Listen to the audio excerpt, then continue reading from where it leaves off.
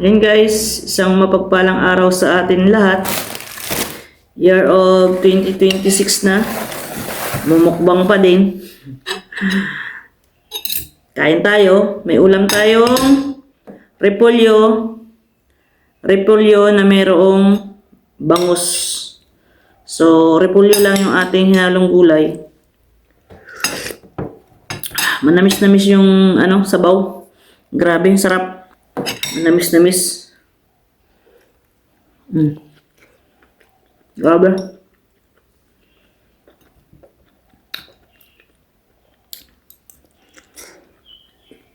Sarap.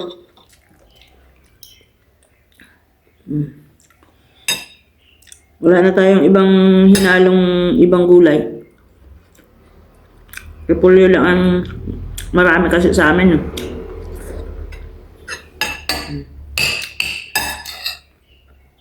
Sarap. So, 2026 na, nagmumukbang pa din.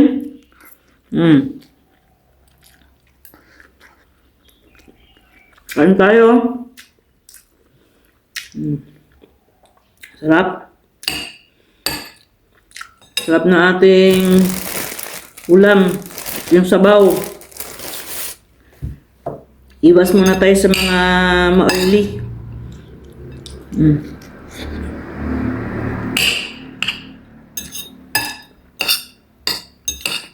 Sarap. Sarap makikot ng sabaw.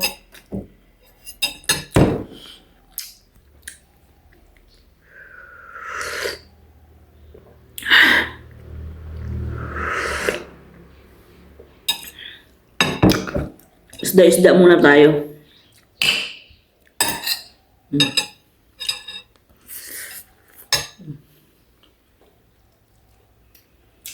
Medyo matinik nga lang yung bangus. Hindi rin pulido yung pagka-boneless. Pa-boneless nila.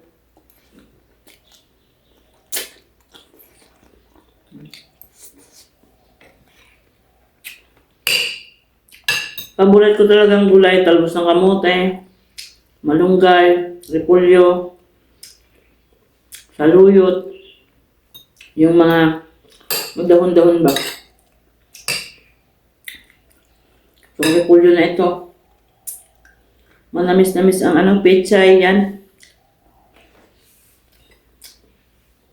Sa pechay naman, ang gusto ko, ginagataan sa tulingan o kaya sa tilapia.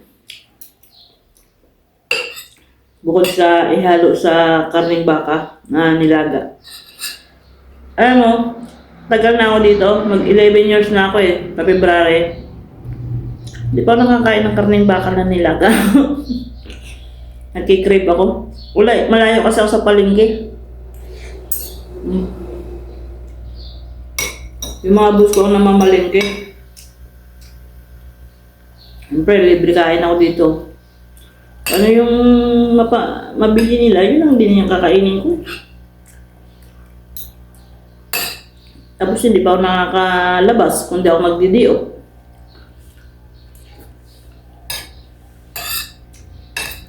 Hindi na kasi kami nakakagala ni Ama. Wala nakakagala kami ni Ama. Nakakabili ako doon sa may paypayan. Isda. Makakapagpili ako ng gusto kong isda ng ulamin. Pero wala Wala. Tis-tis lang.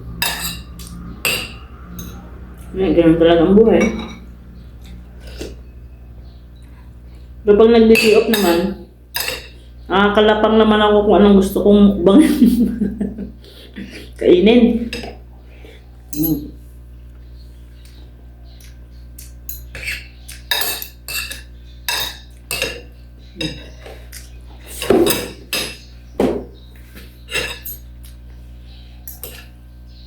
Sarap.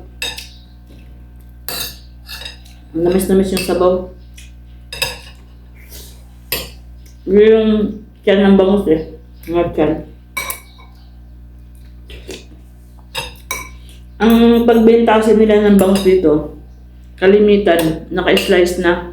Sa atin di ba buo? Dito nakabukod ang bili, nakabukod ang laman, ang ulo, nakabukod. Bukod-bukod ba?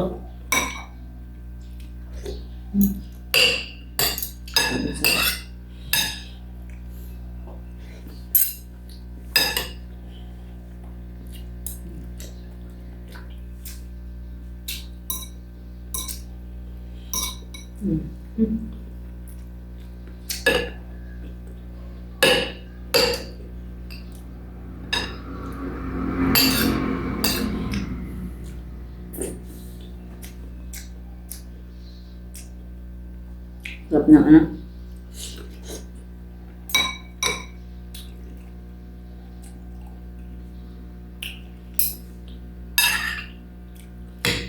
Tamis ang gulay ba?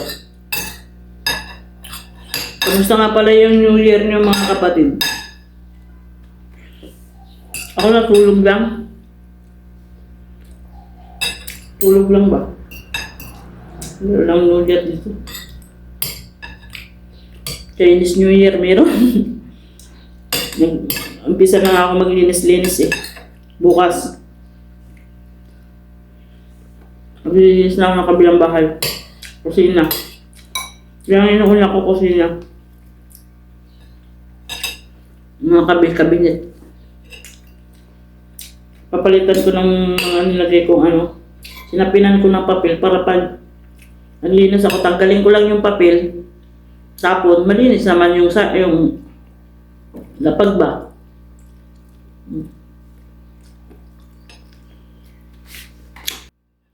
Parang nalunok ko yung tinika.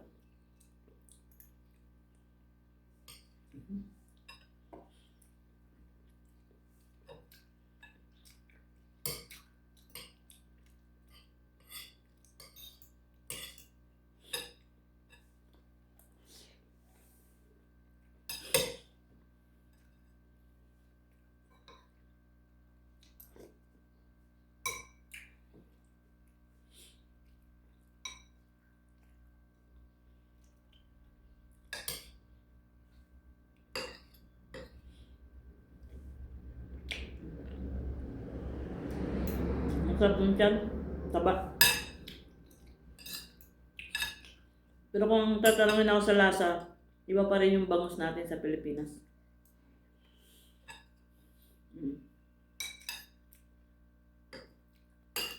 Mas masarap pa rin yung bangus natin.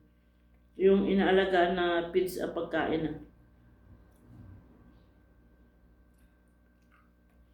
Kung man alam nakikita ang pinapakain dito eh. Pero medyo malangsa. Masyadong malangsa.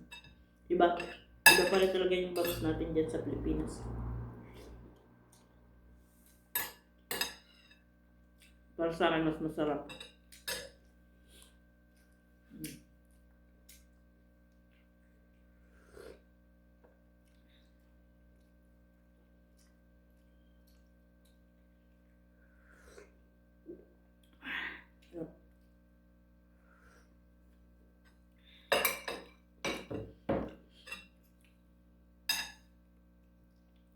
Nagda-diet na nga ako sa kanin ngayon eh. Isang takal lang yung sinasaing ko. Yung takal ng rice cooker. Isang ganun lang.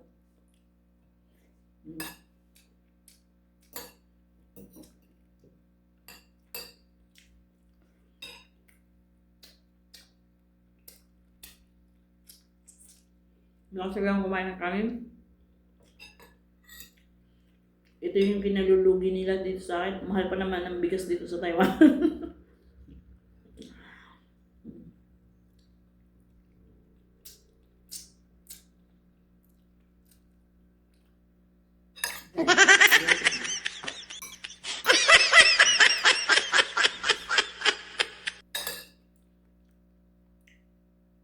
Yan tayo.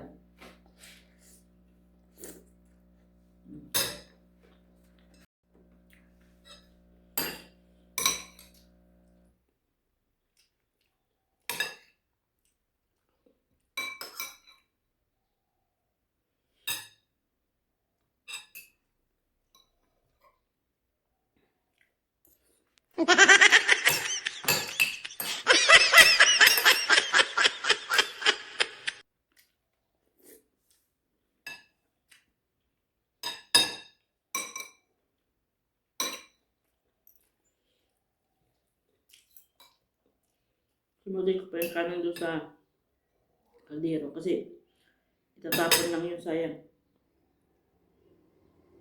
Hindi natin ubusin ang kanin. Mahal ang bigas.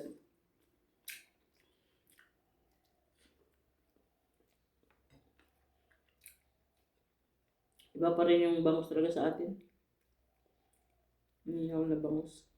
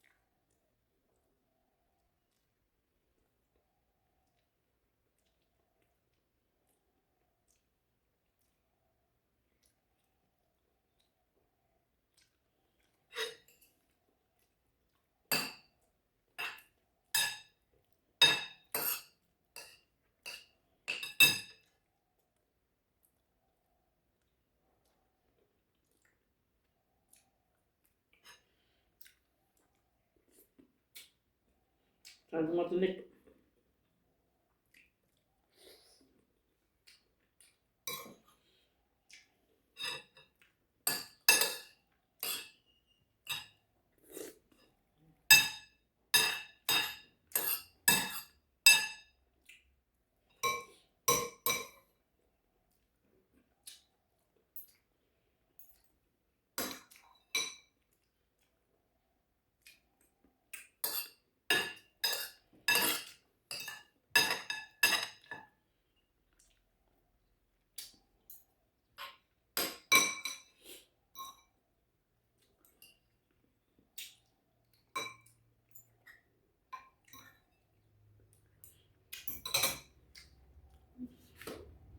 Guys, thank you so much sa lahat po ng sumusuporta.